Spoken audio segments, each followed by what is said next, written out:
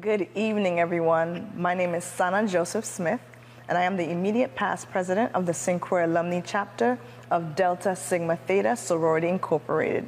And welcome to our Women's Talk series.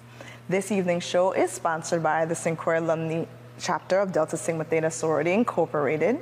And we specifically want to dedicate this show to our sorority sister, Miss Rita Dishabert Schuster, who passed away yesterday. She was one of our charter members, and so we extend our condolences and prayers out to our sorority sisters, her friends, and family. Today's program is about knowing your body, knowing yourself, knowing your options, and I have some awesome guests here with me today.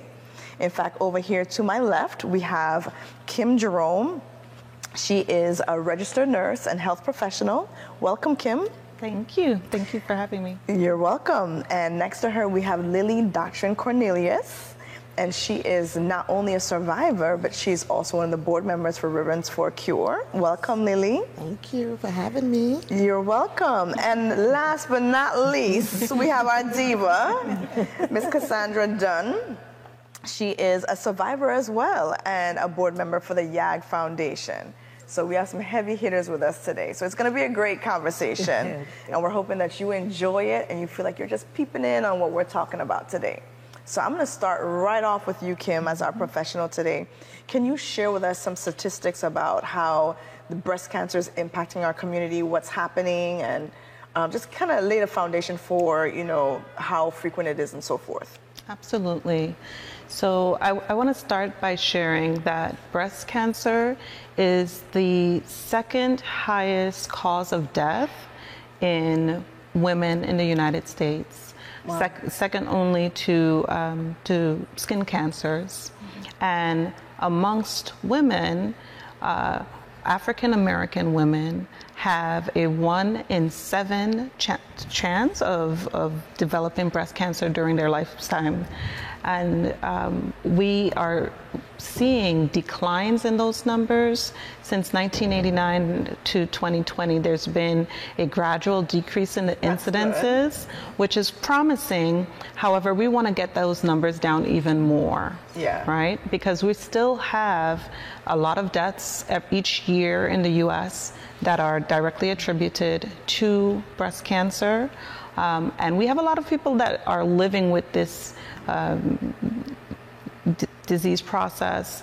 And so we want to make sure that we are talking about advocacy, we're talking about prevention, we're talking about self-care, and as well as treatment options as well, because I think that the more information that we have as women and as a community, because it does not only affect women, breast cancer, and a lot of people think that it's synonymous with women, but breast cancer does affect men as well. And so we have close to 30,000 men living with breast cancer in the United States as well. So, so we have to just have the open dialogue in regards to... The conversations need to continue.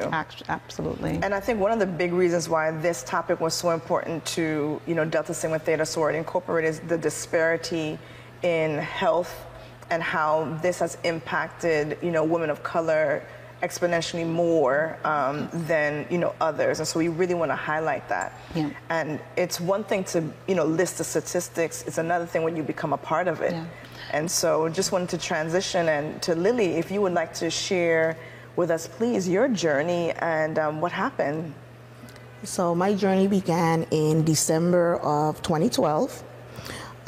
That's when I was actually diagnosed, but it started prior. But unbeknownst to me, I went for my regular annual exam, and my doctor at the time, he says, "Do you feel this?"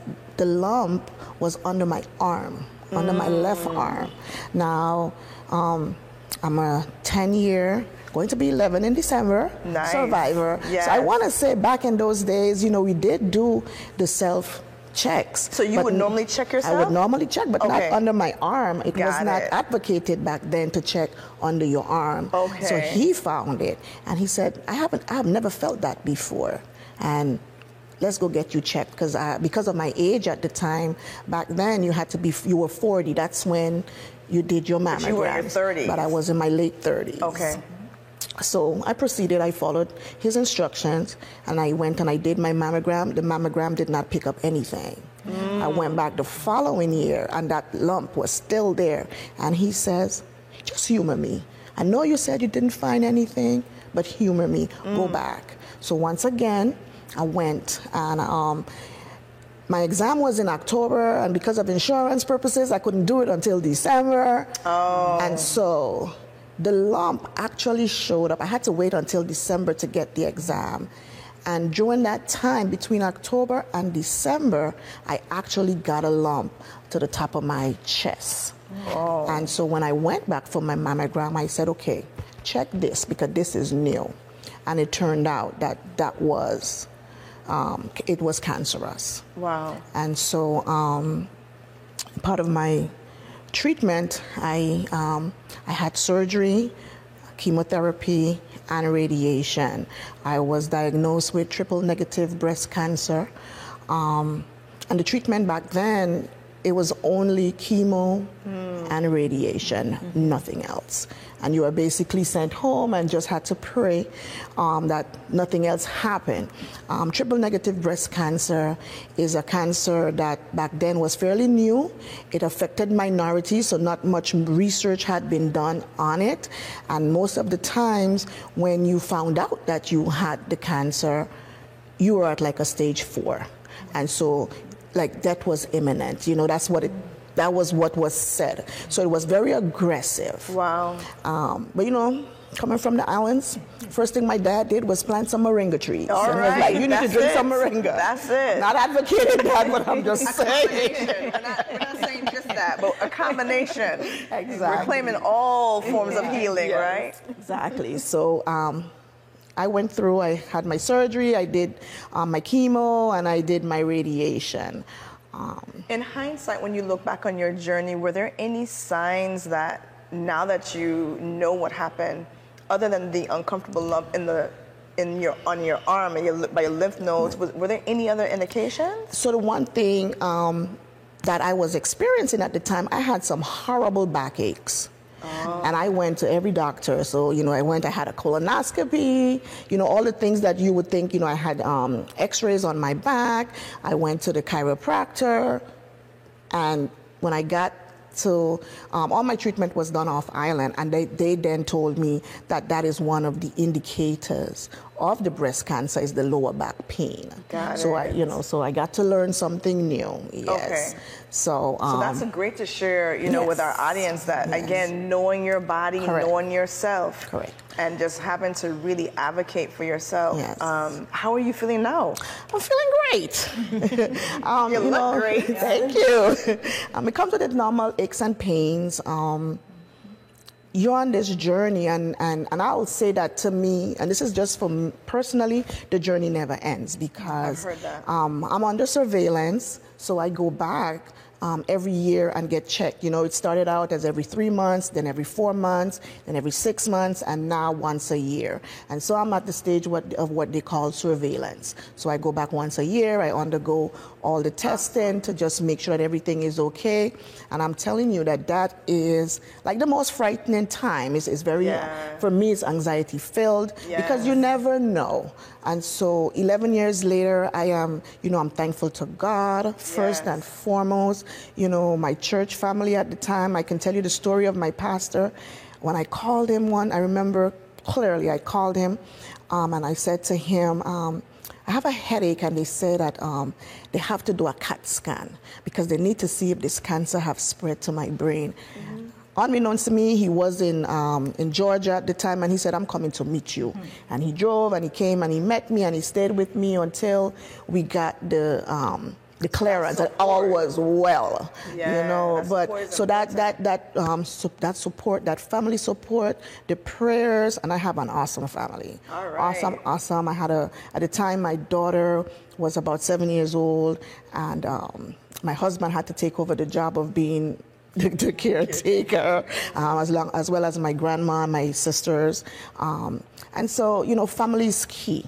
I have awesome friends, you know, folks who would come by and bring some food and just say, let me help you. Right. And so that's when you have that kind of support. And I think one of the things I like to say to people, sometimes it may not be your family, it may be your friends, but that support is key. Yeah. That support is key. That's awesome. And one of a survivor shared with me that it is a journey because it doesn't stop. And every time you have to keep getting checked, you go through those emotions. Correct. Cassandra, as a survivor, tell us your story. Well, first of all, thank you so much, because just communicating about breast cancer, with each other and with, all types of audiences is a very therapeutic process. Okay. Thank you so much for the invitation to this conversation. So I was diagnosed with breast cancer, ironically, on the first day of Breast Cancer Awareness Month in 2009.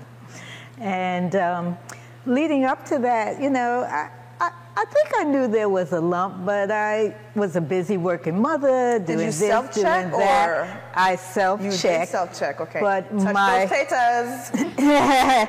But my husband actually was the one that discovered the lump. Okay, right? all right, And hubby. so, when he we talk, knows what's supposed to be there. right, exactly. So I had the surgery, similar, the lumpectomy. And then... and just for clarification, that's when they cut out piece of yes, it? they take a lump, right? They take the lump out. It was, it had broken through the milk duct and now was in the breast. And so I went through the process of the surgery. They had to go back in and clear the margins. They weren't sure they had gotten it. And then I realized there was no full-time oncologist in the Virgin Islands. And so I decided I would go stateside. When I got to the States, I was diagnosed with metastatic breast cancer. So stage 4, it had spread to my liver. And so for the next 10 months, I was in chemo. And, that was hard, it was challenging, but I'll tell you, the support of my family just made it such a more bearable journey. And of course, I used to get up every morning and dance, because you have to have some sort of relief, right? Yes. And so, That's just give me an oldie anytime and I'm up and moving. And it keeps you going, and it also encourages you. And so through that experience, I came back, and by that time, the Yvonne Ashley Gallagher Breast Cancer Foundation had been founded, and I jumped right into, supporting that.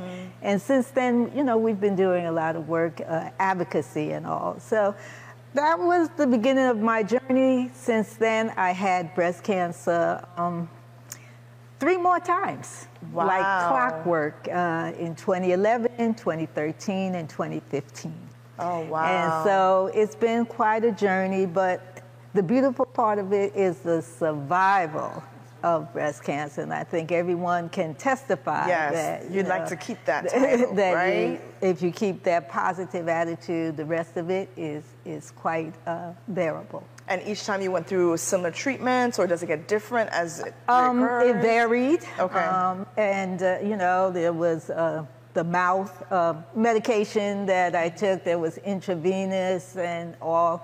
I still go back regularly to be checked and to get a PET scan. Okay. And also to just, stay in touch with what's happening and to be encouraging with those others that I meet. Well, thank you so much for sharing your journey. I can't imagine having to share something so intimate and personal. So I just really extend my appreciation to both of you for being vulnerable for the sake of our community and sharing so you can hear that story.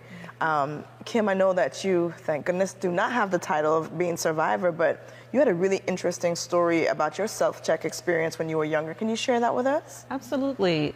So at the age of, I believe I was 25, and I was having my son, I was a nurse, and so we had learned about breast cancer or breast self-examination during nursing school. So, you know, they literally made us practice, and then we had to practice on prosthetics and things of that nature. And so it became a habit for me to check.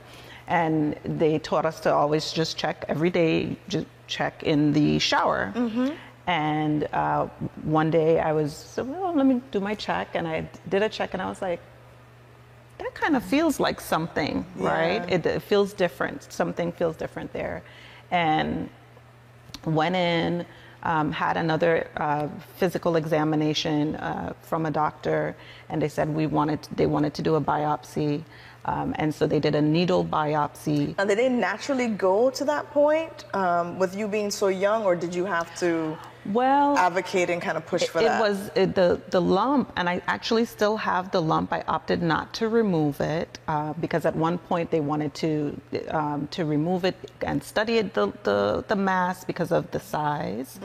And I said, is there a benefit to removing it versus not removing it? And they said, well, is it bothering you? And I said, no. And so I opted to not have a surgical procedure just because of some of the research that I've read with cancer cells and exposure to oxygen and all kinds of things. But so that was a personal decision for me. And so thankfully the lump was not cancerous. However, at the age of 26 years old, I found myself having my first mammogram. And like these ladies, while initially they said it's not cancerous, but they were very concerned that I may develop some sort of breast cancer. And so for years I did annual mammograms in my 20s still. And then after several years of negative mammograms, then I moved to 5 years, and then recently to 10, and so now I'm back to annual again as I age. So you could not be over 40. 50. So for me, the message is that while the recommended time frame for women to start getting mammograms may be 40, 45 even, I think some of the newer recommendations, I believe that it's really important to push that we do self-examinations. Touch your tatas. Absolutely.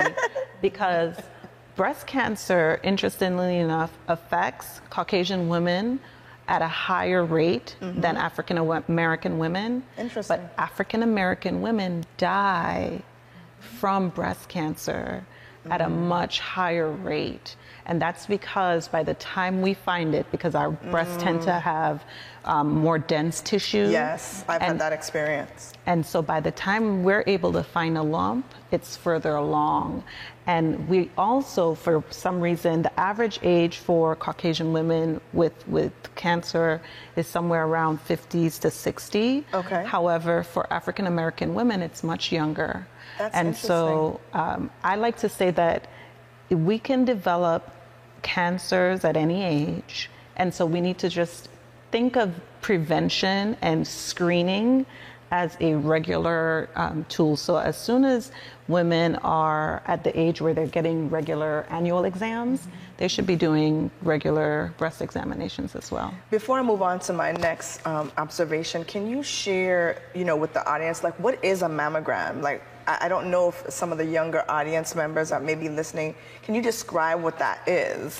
Oh, well, it's the fun we have. Such a lovely examination, but we shouldn't be afraid of it. And so what a mammogram is a way of going in and visualizing the breast tissues and the surrounding tissues, because now, to Lily's point, they now try to get as much of that tissue from under your arm as possible, right? And so they're basically going in and taking pictures that go through the tissue, right? I'm trying to say it in layman's terms, not photographs, but they're taking the pictures, and it can actually look at the different layers and densities of the tissue. And so we know what normal breast mass is supposed to look like. Okay. And we know what normal ducts look like and normal lymph nodes look like. So when there's a deviation in that, then we're able to pick up that there's either and African American women tend to have not just dense tissue, but we develop fibrous masses very frequently, and so those masses do have to be evaluated to make sure that they're not cancerous. And so it's very important to be a self-advocate, because while a screening may not be, a mammogram screening may not be recommended for someone in their 20s, we do have women that are being diagnosed in their 20s and losing their lives from breast cancer as early as their 20s. And so it's really important to just communicate about feeling comfortable about examining yourself, but also advocating for yourself, yes. having the conversation, going and getting it checked out, having those discussions with the doctors, and not letting anyone sweep it under the rug, because that sometimes happens with African American women as well. What I love about hearing about your different, stories and journeys is that everyone had different individual decisions. You all made decisions that were best for you, your situation, in your moment. I think it's really important that as women, we take charge of our health. And so when we're saying the saying, know yourself, know your body, know your choices, it's important for us to be educated. And that's why this conversation is so important, so that hopefully those that are watching can understand that your journeys, your paths, it can all look so different, but you gotta educate yourself. You have to know, otherwise you never know what will happen at that point. Quick question, which isn't really a quick question, but is there anything we can do to lower our risk? This is really controversial. When I did my research, folks were all over the place. Don't breathe, breathe. I mean, it was just like everywhere. What are your thoughts? What are your experiences, professionally as survivors? What do you think is the best thing for women or anyone to lower their risk when it comes to breast cancer in particular? And I'll start with you, Cassandra, and then we'll work our way this way. Okay. Well, one of the important things is that we have to have better access to health care. We have to be able to feel that the resources are available for us to be able to get that diagnosis, and be able to talk about it, and also to deal with whatever the challenges are. Of course, add to that, we have to be sure that we're taking care of ourselves. Okay. Right? And what does that mean, Ms. Well, Cassandra? I was about to say, because, we get busy and we set other priorities for ourselves. We forget sometimes that we should put ourselves first, because if we're not good for us, how can we be good for our family members? And so a lot of that has to do with teaching ourselves to love ourselves. Got it. And if we start there and we know that we're entitled to good health care, we're going to go out, we're going to demand it, we're going to get it, and we're going to use it in the best possible way. And then we're going to share information. Yeah. And we're going to support, we're going to take friends to, get their mammograms and all of that. So I think that's a big part of it. And for you, Lily, what have your research, your experience, what do you do to try to lower the risk, or would you share? I would say your lifestyle. Okay. As much as possible, stay away from stress. Okay. I know one of the things they said to me at the time, I was working 2 jobs. I was out there to do what I needed to do to get ahead. And handle your business. Yes. And he said, girl, do you know you're working, you're working stressful jobs? Yeah. You got to get rid of some of this. And so, we may not think that we're in stressful situations, but sometimes we are. And so just limiting your stressful situations. Sometimes we get all caught up in things that, really, they're minor. And I think that we need to really look at our stress levels and just be careful of that in terms of how we live our lives. Okay. And we have to know family history. Yes. Yes. And not definitely. be afraid to ask our parents and our grandparents what were What's some of going their on? Because experiences. especially in Caribbean, culture, she wasn't feeling good and she passed away. Yeah. And it just was undiagnosed. Let's hit some resources real quick. I know you guys will start, with your end and then we'll work that way. What are some resources that are available to, especially in our community, where someone, needs to be checked or they have been diagnosed? Can you share some resources you're aware of? Absolutely, and I'll not share the resources that these ladies are already affiliated with, but first and foremost, ensuring that you have some sort of a primary care physician that's sort of managing and overlooking your general care. Okay. Right, and so because they're the individual that's going to be responsible for maybe providing some referrals to different organizations or to get screening tools.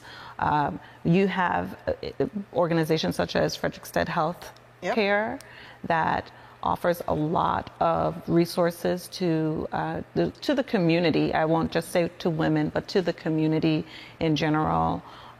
We also have our, the private physicians that you can go and get your screening.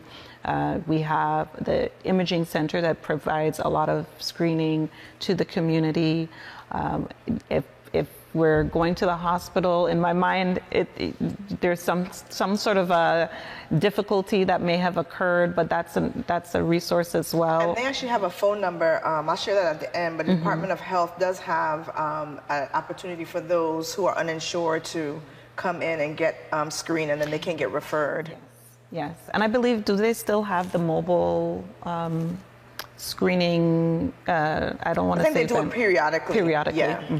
Lily, would you like to share Ribbons for a Cure? Sure. Yes. So I'm a board member with Ribbons for a Cure. We have two big programs going right now. Okay. One of them is our financial assistance program, where if you've been diagnosed with any kind of cancer, we have an application. You go up on our website, ribbonsforacure.net, www.ribbonsforacure.net, and you complete your application and you just send it to us along with what we're asking for, and then we reimburse you up to a certain amount of money. It all depends on, because we're a nonprofit, we depend on the community for donations. And you can donate on that page too, right? Yes. All right.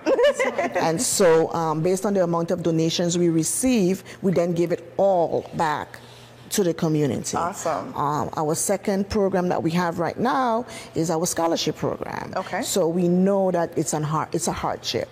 When you have cancer, there is a financial burden on the family because care and treatment. And so what we're doing is we're offering scholarships to students of whether it's their parents that suffered from cancer, or if the student themselves suffered from cancer, from some childhood cancer. And so we do not discriminate, it's cancer. Correct. And so as long as they can complete the application, I think this year this is our second year. The first year we had no takers. Oh, wow. Last year, 2 years ago, we did $2,500 scholarship, a $2,500 scholarship, a $1,500 scholarship, and then this year we were able to do a $2,500 scholarship as well. Awesome. So there is money, and so it's just for folks to know that it's there and it's available. So www.ribbonsforacure.net. Awesome. And Cassandra, tell us about YAG. Well, YAG Foundation, we have been paying for mammograms for the last 16 years. Awesome. And so what we have noticed, though, is you get a mammogram and then maybe there's an irregular finding. And then what do you do? If you can't afford a mammogram, you cannot afford that biopsy. So we've recently, with the help of the American Cancer Society, they've given us a small grant. We are now helping with the cost of the biopsy and the pathology reports. And we have found that that is definitely a big help in the community. In addition to that, we've formed a coalition with some of the other other cancer organizations, including Ribbon for a Cure. We got together, we put together a resource guide. Okay, great. and it's available online at vicoalition.org and also on some of our websites, our organizational websites. And the important part of that is on YAG's website, we also show you how to do a self-breast exam. Not just for women, but we also show men how to do it. Yes. So go to yagfoundation.org. And you can donate there too, right? Yeah, there's a big button at the top. Don't miss it. And it's been good work. And most recently now, the Department of Health has merged with us to further the work of the Virgin Islands Cancer Coalition. And so now we're in the midst of writing a cancer control plan for the Virgin Islands. And we're hoping out of that we will really be able to take from early detection through survivorship and everything in between. Awesome. Ladies, this conversation has been so great. Like, I don't know how we're going to stop, but we do have to start kind of wrapping up a little bit. But I do want you all to just give me, or give the audience, what's your one thing? If they fast forward to the end of this conversation, what's the one thing you want them to take away from today? And I'm going to start with you, Kim, and then work our way that way. I think the main takeaway that I would love the audience to have is that you have to screen for breast cancer, and you're not too young to start. And so if you've developed breast tissue, you can develop breast cancer. And so consistent screening helps to lead to early detection, and early detection really does lead to the success stories, the survivor stories that we've heard today. Awesome. Lily? Since Kim took my early detection, just kidding. So what I would say to the listening audience is, don't let fear be a reason for you to not get checked. Because sometimes you feel something, but you're so fearful. Right. And even after your diagnosis, you still are afraid of the actual treatment. Because I think in our community as a whole, we're so secretive. Yeah. And so the stories that we hear a lot of the time are the stories of someone who has passed. But there's so many of us who has survived. And so survival from cancer is real. And so don't let fear be what keeps you from going and get your treatment. Awesome. Because, when you do not get treatment, that is definitely when you give yourself that death sentence. But cancer is no longer a death sentence, so please, go ahead, get treated. All right. Thank you. And Cassandra? Well, I would say to anyone that's listening, you are the chairperson of your healthcare team. Okay. And you should be very educated. Don't be afraid to ask questions of your care provider. Yeah. If something doesn't sound right, do further research. Yeah. Always go for a second opinion if you feel that it makes you more comfortable. And communicate, and stay positive. All right. Ladies, this has been so heartwarming. I just can't extend my appreciation again to all of you all for sharing and speaking with us today. I do want to make sure that before we sign off and I do my thank yous, that we share a couple phone numbers for those that might not have private insurance. You have the Frederiksted Health Clinic, which is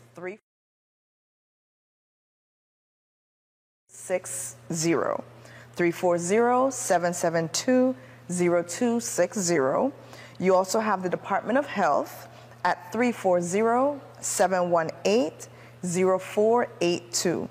Both of those are great resources for those that might not have private insurance. And I know that even amongst our organization, Delta Sigma Theta Sorority Incorporated, we're working on some initiatives to support that as well, so that there's no obstacle, as you mentioned, for anyone to get checked and the follow-ups around that. Also want to give a special thank you not only to our panelists, as I mentioned, but to the Office of the Governor for hosting us and letting us be here today. Government Access Channel, the gentlemen, they are always open to all of our ideas and supporting the initiatives, so we appreciate you. I also want to do a special thank you to the members of the Social Action Committee who produced this program, and of course to our chapter president, Ms. Petra Victor, for supporting the initiative. We are hoping that this program has encouraged you to know your body, to know yourself, and to know your options. Check your tetas, touch your tetas. Have a great evening, and thank you for joining us.